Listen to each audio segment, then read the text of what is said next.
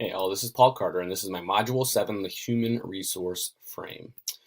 The first slide here I have is what is the human resource frame of leadership according to Bullman and Deal. I got this information through watching the video that we were given. The main theme that I got throughout the video was that organization of people equals family. People are the most important resource administrators have. They stated that a few times during the video. Each individual that we work with as administrators have their own needs that they need, have their own skills that we should utilize, have their own relationships amongst each other as well as with you as the administrator. As the administrator, I will need to focus on these people's skills and how to make them better, their attitudes. So how can I convince them and get all stakeholders a part of my school vision?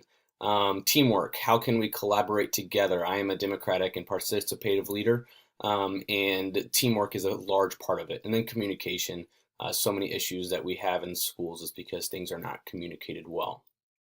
So I went on to describe how I prioritize the following groups or people under my personal leadership style. So I set this up a little bit differently. I'll start from the outside and I'll work in. On the outside, I have parents, alumni, and community. Without these three groups, schools cannot run effectively. So that's why I have them on the outside. They're kind of encompassing all because they are there to support and they are there to be a part of, but they're not involved inside of the school on a daily basis besides their support and potentially even their funding, what they bring in. And then in the green circle, I have students. I have students surrounding my triangle because all decisions need to be made with students' best interest in mind. A thing that I say a lot even now as just a teacher is what is best for students. As an administrator, I want to focus on that thought. What is best for students? So I have students surrounding my list of people that are there in the triangle because every decision that is made depends on, it doesn't matter even who it is there in the triangle, students' best interests need to be taken into account, and what is best for them needs to be our utmost priority. Now inside the triangle, I'll just start from the top and work down. I have principals, teachers, paraprofessionals, office staff, custodians, and cooks, and then maintenance personnel. We were told to put a principals at the top. Principals to me are kind of all over. And they are focusing on making sure that what is best for students is being implemented. But I did put principals at the top because everyone is kind of reporting to them. So that's why they're at the top of my triangle. Right underneath that, I have teachers. Teachers are on the front lines in the classroom with the students. This triangle is set up to where who has the most involvement with students and who can make the most impact, because once again, what is best for students is my number one focus. So then I have teachers. Right underneath them, I have paraprofessionals.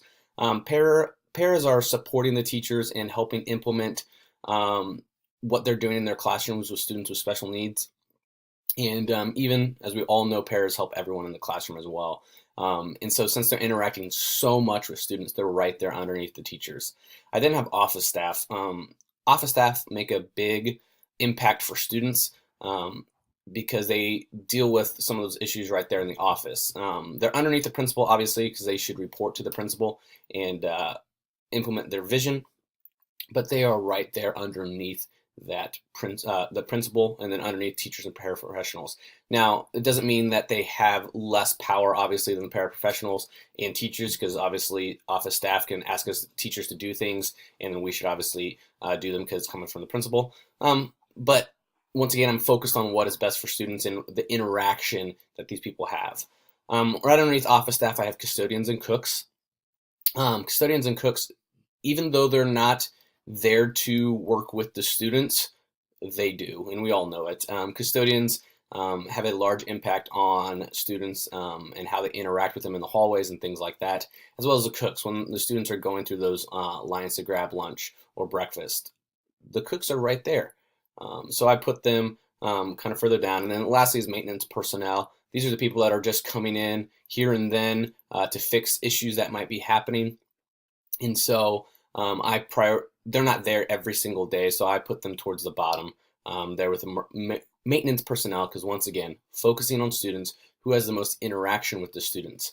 Um, all over though, I obviously I have students on there 3 times, and it's the largest font, and it's right there in a bright green, because we need to make sure we are focusing on what is best for students. Because to me, students should be on every single spot of this list. Should be principal with students, teachers with students, paraprofessionals with students, even on the outside, parents and students, community with students, and alumni and students, and how are they interacting, what difference are they making in the students' lives, and how are they effectively teaching these students and preparing them for the 21st century.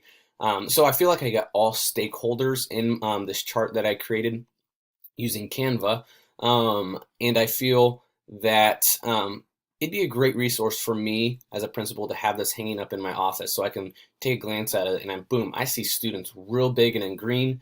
That students should be my focus, and I have the parents, community, and alumni there surrounding me, supporting me as I am giving leadership to those teachers, paraprofessionals, office staff, custodians and cooks, and then the maintenance personnel.